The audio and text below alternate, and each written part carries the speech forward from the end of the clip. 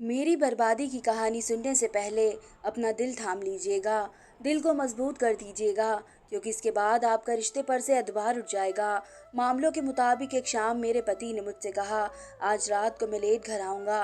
पति के अंदाज में अजीब सी बेचैनी थी, जैसे वह कहीं दूर जा रहा हो। मैं भी समझ गई कि शायद लेट आएंगे, तो मुझे डर लग रहा था, इसलिए मैं अपने कोई ना कोई बंदोबस्त ज़रूर करूँगी।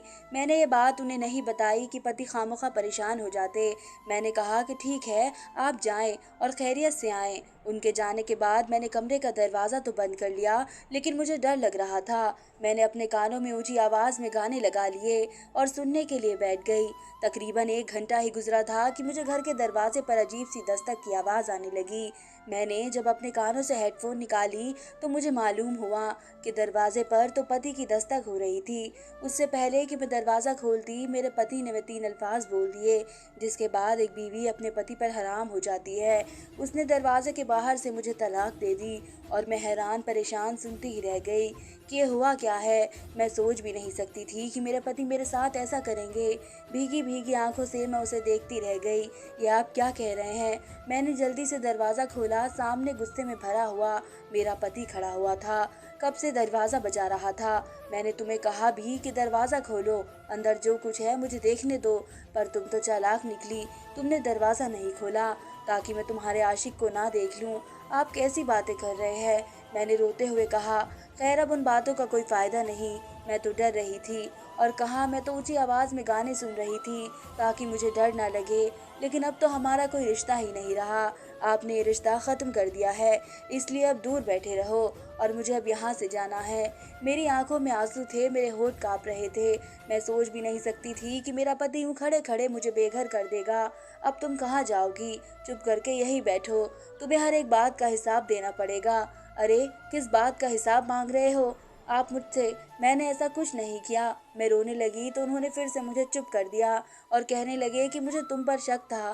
तुम अगर सच्ची सच्ची बता देती तो मैं कभी भी अल्फाज न बोलता।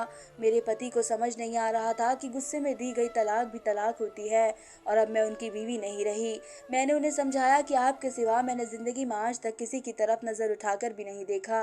लेकिन अब जो आप तलाक बोल चुके हैं, उसका तो कोई रास्ता भी नहीं है। अब मैं आपकी बीवी नहीं रही, मुझे यहाँ से जाने दीजिए। वे कहने लगे कि ऐसा तो हो ही नहीं सकता कि मैं तुम्हें यहाँ से जाने दूँ।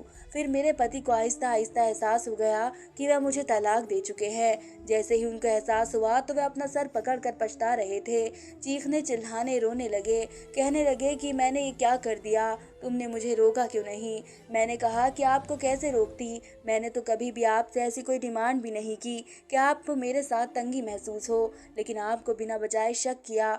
मैं उसे मार दूंगा और कब्र में उतार दूंगा, जिंदगी भर उसे अपने सामने नहीं आने दूंगा। मैं अपने पति की बात सुनकर हैरान थी। आप किसके बारे में बात कर रहे हैं? क्या मेरी बात हो रही है? मैंने उनसे दोबारा पूछा था तो कहने लगे कि चुप करो, मुझे जिसने ये सारी बातें बताई थी तुम उसे नहीं जानती, बल्कि तुम जानती हो वह भी तुम्हें जानता है। लेकिन मुझे उस पर बहुत गुस्सा आ रहा है। वो इंसान नहीं, शैतान की औलाद है। और जान लो कि वह तुम्हारे साथ मुफलिस नहीं हो सकता। कौन है वह? आप कैसी बातें कर रहे हैं? अरे अफसार भाई, उन्होंने ही तो हमारी तलाक करवाई है। आप ऐसा मत कहें। अफसार भाई ऐसा नहीं कर सकते। मुझे अपने कानों पर यकीन नहीं आ रहा था कि मेरा पति ऐसी बात करेगा। अफसार तो मेरा सगा भाई था, वह मेरी तलाक क्यों करवाता? लेकिन मेरे पति कह रहे थे कि उसी ने मेरे कानों में सारी बातें भरी है। और अब जाकर मेरे पति के मुंह से अल्फाज निकले। मेरा रो रो कर बुरा हाल था। मैंने भी वहीं पर डेरा डाल दिया। मैंने कहा कि आप इस घर से चले जाएं, तलाक आपने दी है, गलती भी आपकी है। मेरे पति को इस बात पर कोई एतराज़ नहीं था। कहने लगे कि अमरीन, तुम फिक्र नहीं करो, हम इस बात का कोई ना कोई हल निकाल लेंगे। ऐसे कैसे सालों का रिश्ता एक लम्हे में टूट नहीं सकता। मेरे पति अभी भी किसी खुशफहमी में थे, लेकिन मैं जान गई थी कि हमें अब किसी मुश्किल घड़ी का सामना करना पड़ेगा। जिंदगी भर एक दूसरे से अलग रहना पड़ेगा।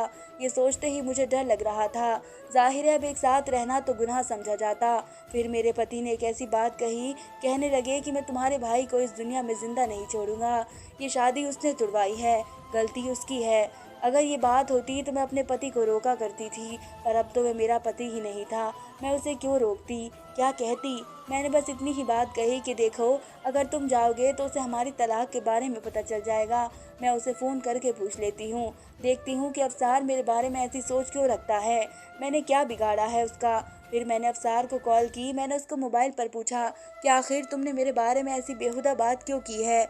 मैं हैरान थी उस वक़्त जब अफ़सार बेहूदी हँसी हँस रहा था और बोला, मेरी बहन मैं बेहुदा बात नहीं कर रहा, मैं तो सच कह रहा हूँ। और वैसे भी तुम्हारा पति तुम्हारे काबिल नहीं है। अगर इस बात पर वह तुम्हें छोड़ देता है तो तुम्हें परेशान होने की बिल्कुल भी ज़रूरत नहीं है। इस कंगाल के पास और है ही क्या? तुम्हारे अलावा तुम्हें भी छोड़ देगा तो उसके पास बचेगा क्या? मुझे अपने भाई की इस घटिया सोच पर बेहद अफ़सोस हो रहा था, लेकिन मैं जान गई थी कि अब अगर मैंने कोई बहस वग़ैरह की तो खामख़ा वह मेरे साथ कोई मसला खड़ा कर देगा। तो मैं चुप रही। मैंने फ़ोन बंद कर दिया। मैंने कहा तुम मुझे किसी अनाथ आश्रम में छोड़ आओ ताकि मैं अपनी बाकी ज़िंदगी आराम से गुजार लूँ। मैं अपने घर वालों पे बोझ नहीं बनना चाहती। लेकिन मेरे पति ने मुझसे कहा कि तुम सिर्फ एक रात इसी घर में गुजार लो, मैं दूसरे कमरे में सो जाऊँगा, तुम्हारे करीब भी नहीं आऊँगा। लेकिन तुम इस तरह से मत कहो कि अनाथ आश्रम मैं जाऊँगी। तुम्हारे ख़ानदान वालों को पता चलेगा, फिर तलाक का भांडा फूट जाएगा और हम पूरे ख़ानदान में बदनाम हो जाएंगे। मैंने अपने पति की बात मान ली। सुबह होने तक मुझे नींद नहीं आई। अजीब सी बेचैनी और आंखों में आंसू थे। लगता था कि अब मैं पूरी दुनिया में अकेली होकर रह गई हूँ। घर वालों को भी बहुत ज़्यादा याद आ रही थी, लेकिन मैं घर जाकर उन्हें परेशान नहीं करना चाहती थी। सुबह हुई तो 6 बजे के वक्त मेरे दरवाजे के पर दस्तक हुई। मैंने देखा मेरा पति बाहर खड़ा था। मैंने दरवाज़ा नहीं खोला। कहने लगा कि मैं तुम्हारे लिए एक मौलवी लेकर आ रहा हूँ, वह तुमसे बात करेगा, तुम्हें समझाएगा और हम दोनों से भी बात करेगा। मेरी एक दोस्त से बात हुई है, वह यही कह रही है कि अगर तुम मौलवी साहब से इस मसले पर बात करो तो वह तुम्हें कोई ना कोई हल बताएंगे। मैंने अपने पति को मना किया कि वह मौलवी साहब को घर लेकर ना आए। कुछ देर बाद हम दोनों मौलवी साहब के पास चले गए, तो हमने ऐसे ही किया। हम मौलवी साहब के पास पहुंचे तो दिल में थोड़ी बहुत उम्मीद थी, लेकिन जैसे ही हम अंदर दाखिल हुए तो मुझे ये देखकर बहुत अजीब सा लगा कि वहाँ पर काफ़ी सारे मर्द और मौजूद थे। मैंने खुद को हिजाब और नकाब में ढककर छुपाकर मौलवी साहब के कमरे तक सफ़र किया। फिर मैं अंदर दाखिल हुई। उन्होंने हमें दिलासा दिया और प्यार से बिठाया। फिर जो बात समझाने लगे, उन्होंने जो बात कही उस बात ने तो मेरे होश ही उड़ा दिए। कहने लगे कि बेटी, अब तुम्हारा पति तुम पर हमेशा के लिए हराम है, लेकिन अगर तुम फिर भी कोई रास्ता अख्तियार करना चाहती हो तो वह हलाल ही है। हलाले को आजकल जिस तरह से पेश किया जा रहा है, ये कोई मजाक नहीं है। मर्द के लिए एक सज़ा भी है और दूसरा उसका भी कुछ कायदे और कानून है। इस्लाम ने हलाले की इजाज़त तलाक के बाद दोबारा शादी करने के लिए नहीं दी, बल्कि अगर इत्तेफाक से सारे वाक़यात हो जाए तो फिर तलाक के बाद वह औरत दोबारा अपने पहले पति पर हलाल होती है। मैं तो कभी भी किसी जोड़े को ये नहीं कहता कि तुम हलाले के लिए एक औरत से शादी करो, क्योंकि तलाक ऊपर वाले का नापसंद अल्फाज है। जो भी है, जैसा भी है तो तलाक ही। तलाक के बाद क्या होगा तुम नहीं जानती, इसलिए मैं तुम दोनों को मशवरा दे रहा हूँ कि सही रास्ते पर चलो, अपने अपने रास्ते अलग कर लो। बच्चे तुम भी दूसरी शादी कर लो और बेटा तुम भी। कहो तो मैं तुम्हारे लिए भी एक अच्छा लड़का ढूंढ लेता हूँ। नहीं, ऐसा नहीं हो सकता। मैं किसी और के बारे में सोच भी नहीं सकती और मेरे घर वालों को भी इस सारे मामले का नहीं पता। मौलवी साहब चौंक गए और बोले, तलाक और शादी तो खुफिया नहीं रह सकते। बेटा, ये कैसी बातें करती हो तुम? ये लोगों के खिलाफ है। ऐसा करने से तुम दोनों की जिंदगी बेशक खराब हो जाएगी। मौलवी साहब तो ये बातें कर रहे थे, पर मैं और मेरा पति दोनों ही बहुत ज़्यादा परेशान थे। हमारे दिलों का सुकून खत्म हो गया था। वाकई तलाक बहुत बड़ी लानत है जो इंसान को पल भर में एक दूसरे से अलग कर देती है। खैर, हम लोग उठकर वहाँ से घर आ गए। मैंने तो कोई बात भी नहीं की। मौलवी साहब से मेरे पति पीछे बातें करते रहे, लेकिन जब मैं घर पहुंची तो मेरा चेहरा आंसुओं में डूबा हुआ था। मैं किसी और मर्द के बारे में सोच भी नहीं सकती थी। मैंने ज़िंदगी भर अपने पति के ख्वाब देखे और जब पति मिला तो उसकी खूब खिदमत भी की थी, लेकिन पता नहीं क्यों मेरे सगे भाई की वजह से मुझे तलाक हो चुकी थी, जिनमें मुझे कोई बात समझ नहीं आ रही थी। तभी घर के दरवाजे पर दस्तक हुई। मैंने दरवाज़ा खोला तो मेरे पति बाहर खड़े थे, लेकिन ये देखकर मेरी हैरत की इंतहा न रही। अब मेरे पति के चेहरे पर एक भरपूर मुस्कुराहट थी। वे खुश लग रहे थे। मुझे बड़ी हैरत हुई। मैंने उनसे पूछा भी कि क्या बात है? जब आप गए थे तो बहुत परेशान थे, उस वक्त भी परेशान थे, लेकिन अब तो आप बहुत खुश लग रहे हैं। मेरी बात सुनकर उन्होंने कहा कि बात है ही ऐसी कि खुश होना बनता है। मैं समझी कि शायद अलीम को दूसरी शादी के लिए औरत मिल गई है। अलीम कहने लगे कि तुम अच्छा सा खाना बनाओ, मैं बाजार से रोटियां लेकर आता हूँ, उसके बाद मैं तुम्हें बताऊंगा बात क्या है। और बात सुनो, अगर तुम वाकई गैर मर्दों के सामने जा सकती हो और बातचीत कर सकती हो तो मेरे सामने भी आ सकती हो। मैं तुम्हारे साथ कोई ताल्लुक नहीं रखूंगा, लेकिन ऊपर वाले के लिए इस तरह छुपन छुपाई वाले मामले खत्म करो। पति की बातों ने मुझे बड़ा हौसला दिया था, उनका दिमाग भी हल्का हो चुका था। तुमको देखकर मेरी आधी परेशानी खत्म हो गई। मैंने दाल बनाई और पति रोटियां लेकर आ गए। हमने खाना साथ ही खाया। मुझसे कहने लगे कि इस्लाम इतना भी मुश्किल नहीं है जितना कि हमने बना रखा है। मैंने एक और मुफ्ती से बात की है जो कि हमारे घर के करीब है। ये तो वही मुफ्ती साहब है जिनके पास मैं चला गया था। मुझे अफसार भाई ने एक बार उस मौलवी के बारे में बताया था और आज भी वो उसकी बहुत तारीफ कर रहे थे। कह रहे थे कि मैं आपकी तरफ आऊँगा। काफ़ी अरसा हो गया है। तभी मुझे उनकी बात से याद आया कि हाँ, यहाँ तो एक हमारी अपनी मस्जिद भी है। तो मैं मौलवी साहब के पास गया तो उन्होंने मुझे कहा कि तलाक के बाद बीवी के पास जाना हलाल है, लेकिन हलाले का सबसे बड़ा मसला ये होता है कि कोई भी मर्द अपनी बीवी को तलाक नहीं देता। लोग जब एतबार करके दूसरे के हाथ अपनी औरत सौंप देते हैं तो निकाह के बाद लोग बदल जाते हैं, और वो की अहमियत होती है कि वह एक औरत से ब्याह कर खुशी खुशी उसे जाने नहीं देते। इसलिए अगर कोई बहुत ही काबिल इंसान है तो इस पर आप भरोसा कर ले, अपनी बीवी को निकाल सकते हैं, फिर कुछ महीनों के बाद तलाक लेकर दोबारा शादी कर सकते हैं। मैंने कहा बात तो आपकी बिल्कुल सही है, लेकिन ऐसा काबिल एतबार आदमी कहाँ मिलेगा जो कि फ़ौरन तलाक भी दे देगा। हाँ, ऐसा काबिल एतबार ढूंढना तो बहुत मुश्किल है, लेकिन मैंने ढूंढ लिया है। तुम बस उसकी फिक्र नहीं करो, तुम बस सब कुछ मुझ पर छोड़ दो।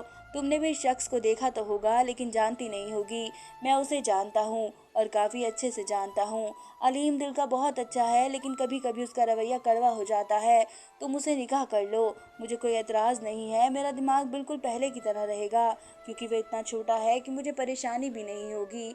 वह मेरे आगे मुकाबला कर सके, बल्कि मैं उसे तुम ब्याह कर यही समझा लूँगा कि मैंने अपने बेटे से तुम्हारी शादी कर दी। मेरा पति हंस पड़ा था कि आप कैसी बातें कर रहे हैं, मैं ऐसे सोच भी नहीं सकती किसी और आदमी के बारे में। मेरी जान, जब तक तुम ऐसे नहीं करोगी तब तक हम शादी भी तो नहीं कर सकते। और खुद सोचो, इतना ज़्यादा अरसा तुम्हारे घर वाले भी तुमसे दूर नहीं रहेंगे। मुझे तो लगता है आज नहीं तो कल उनको भी ये बात पता चल जाएगी। नहीं नहीं, मैं उनको किसी सूरत में भी ये बात नहीं बताऊंगी। मैं अपनी बात पर अटक गई। मैंने कहा कि हम किराए का एक घर लेते हैं, उस घर में रहेंगे, मेरी दूसरी शादी भी वहीं पर होगी। आप सबको बता दीजिएगा कि हम कुछ अरसे के लिए कराची जा रहे हैं, तब कोई हमसे पूछेगा भी नहीं। वैसे भी माँ पापा अपने कामों में मसरूफ़ होते हैं, उनकी नौकरियां हैं, उन्हें क्या पता कि हमारे यहाँ हमारी ज़िंदगियों में क्या चल रहा है। मेरे पति ने इस बात को मान लिया, लेकिन मुझे नहीं पता था कि मेरी ज़िंदगी एक भयानक ख्वाब बनकर रह जाएगी। फ़िलहाल के बाद मेरी शादी किसी गैर आदमी से कर देंगे, लेकिन मुझे उसका चेहरा दिखाने की इजाज़त नहीं होगी, ना ही उसको होगी। इस तरह से वह मुझे भूल जाएगा और सारी ज़िंदगी मुझे याद नहीं रखेगा। लेकिन आप भी तो जानते हैं कि मियाँ बीवी के रिश्ते में ऐसा होना मुमकिन नहीं। खैर, मेरे पति ने उसे मास्क पहना दिया और मुझसे कहा कि तुम भी अपना चेहरा नकाब में रखना। मुझे अपने पति की इन बातों पर रोना आ रहा था। अगर इतनी ही इज्जत थी तो तलाक क्यों दी। मैंने दिल में इनसे गिला किया और फिर शादी के वक्त मैंने मौलवी साहब को भी अपना वली बना लिया। फिर मेरा निकाह कर दिया गया, मगर ये मौलवी साहब एक मुकम्मल निकाह वाले नहीं थे। उनके पास गवर्नमेंट वाली सरकारी रजिस्टर भी नहीं थी, इसलिए हमारे निकाह 2 से 4 गवाहों की मौजूदगी में सादगी से मस्जिद में ही तय हो गया था। मेरे निकाह को रजिस्टर में नहीं लिखा गया और ना ही कागज़ पर लिखा गया और ना ही कबूल किया गया, लेकिन मैं उस शख्स की बीवी बन गई जिसको मैं जानती तक नहीं थी। न जाने उसका क्या नाम था। मुझे उस किराए के घर में मेरे पति ने पहुंचा दिया। वह आदमी भी मेरे साथ गाड़ी में ही बैठा हुआ था, लेकिन यह आदमी तो नहीं था। जब मैंने उसे गौर से देखा, उसका कद मेरी टांग जितना था और वह बालक छोटा बच्चा लग रहा था। ये बात मुझे परेशान करने लगी थी। दिल ही दिल में हैरान थी कि क्या मेरे पति ने एक 10 साल के बच्चे से मेरा निकाह कर दिया है। मगर वह तो बालिग ही नहीं हुआ था। मैंने देखा वो बहुत ही मायूसी के साथ गाड़ी में बैठा हुआ था। उसके चेहरे पर कोई भी परेशानी नहीं थी। मैं घर तक कैसे पहुंची मुझे मालूम ही नहीं था। मैं अनजानी सोचों में डूबी हुई थी।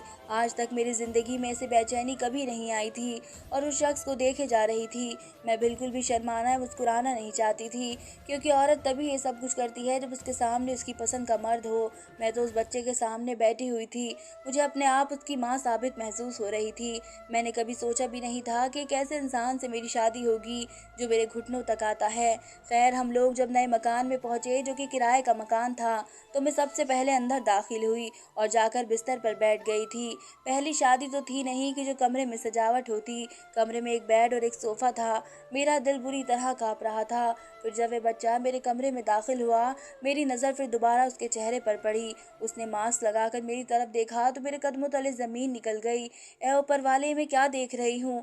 मेरे दिल ने कहा और आंखों से आंसू निकलने लगे। ये तो बात पूरे मोहल्ले में फैल जाएगी, क्योंकि बात ही कुछ ऐसी थी। मैंने उसको चेहरे से देखा और फिर मैं समझ गई कि मोहल्ले में तो मेरी कोई इज्जत नहीं रहेगी। पता नहीं लोग मेरे बारे में क्या सोचेंगे। हजारों सोचें मेरे जहन में थी। फिर वह मेरे सामने आकर बैठ गया और मेरी तरफ देख कर बोला, मेरी बुलबुल, तुम तो बहुत ही ज़्यादा खूबसूरत हो। मैं तो सोच भी नहीं सकता था कि अलीम बेवजह ही इतना करता है, मगर वाकई में उसको अकड़ने की इजाज़त भी है। इतनी खूबसूरत बीवी का पति जो है, मुझे लगा मेरे पति ने मेरी शादी 10 साल के बच्चे से कर दी है, पर सामने बैठा आदमी 10 साल का लग नहीं रहा था। वह तो 30 या 35 साल का आदमी लग रहा था। कहने लगा कि मैं तुम्हें एक किस्सा बताऊंगा, उसके बाद तुम देखना, लेकिन उससे पहले तुम्हें अपने आप को सौंपना पड़ेगा। मुझे उसकी बातें जहर लग रही थी, लेकिन उससे शादी का मकसद यही था। अगली सुबह जो उसने मेरे साथ किया वह बड़े हैरान कर देने वाला था। मुझे माफ़ कर दो बुलबुल, लेकिन तुमसे शादी करना मेरा ख्वाब था। उसने हंसकर कहा, अरे तुम्हारी तो तलाक भी मैंने ही करवाई है। मुझे तुम शुरू से ही बहुत पसंद थी। मेरा आगे पीछे कोई नहीं है। माँ बाप इस दुनिया में नहीं रहे, मैं अकेला ही हूँ। मेरे पीछे रोने वाला भी कोई नहीं है। लेकिन मुझे एक बात सख्त नापसंद है, और वह है गुरूर। तुम्हारा पति भी बहुत गुरूर करता था। एक दिन उसी तरह दुकान में उसने मेरा मजाक उड़ाया। कहने लगा कि तुम इतने छोटे हो कि तुम्हारी बीवी तुम्हें अपने पाँव में बिठाया करेगी, तुम इसके सामने उसके बेटे मालूम होगे। मुझे अलीम की ये बात भी बहुत बुरी लगी थी। मैंने उससे मजाक में ही कहा कि क्या पता तुम्हारी बीवी ही मुझे अपने पाँव में बिठा ले। इस बात से उसने मुझे एक थप्पड़ मारा था, इतना सख्त थप्पड़ कि मैं आज तक नहीं भूला। और उस दिन से ही मैंने तय कर लिया था कि मैं अलीम की बीवी से ही शादी करूंगा। बात तो ये बड़ी थी, अजीब सी लगती थी, लेकिन मैं जिस चीज़ पर अड़ जाऊं मैं वह करके रहता हूँ। मुझे उस शख्स की ये बात इतनी बुरी लगी कि पास पड़ा गुलदस्ता उठाकर उसके सर पर दे मारा, और मेरे सामने तड़प तड़प कर उसने अपनी जान दे दी। मुझे ज़रा भी खौफ नहीं था कि मैंने क्या किया है, क्योंकि उस शख्स की बात मेरे दिल को लग गई थी। मेरी रूह कांप गई थी। मेरे ऊपर पुलिस केस भी इसलिए नहीं बना क्योंकि निकाह तो रजिस्टर हुआ भी नहीं था। पुलिस जाए तो उसे ऐसा ही लगा ये आदमी मेरी इज्जत पर हमला करने आया था, तो मैंने गुलदस्ता उसको दे मारा। मेरे पहले पति अलीम को इस बात का पता चला तो वे बहुत हैरान हुए थे। उन्होंने भी किसी के सामने बात जाहिर नहीं की कि हमारे दरमियान तलाक हो चुकी है। यूँ मेरी उस शख्स से जान छूट गई और मेरा हलाला भी हो गया था। लेकिन यकीन मानिए कि मैंने उस शख्स को गुलदस्ता कत्ल करने की नीयत से नहीं मारा था। वह तो गुस्से में किया गया एक अमल था, जिसका नतीजा मैंने सोचा भी नहीं था। अब आप बताएं कि क्या उसने सही किया या गलत किया? मुझ पर सज़ा लाजमी है या नहीं? मुझे ज़रूर बताएं। या गलत? मेरा अगला हफ्ते अलीम से ही दोबारा निकाह हो गया और हम अपनी ज़िंदगी में खुश रहने लगे थे। धन्यवाद दोस्तों।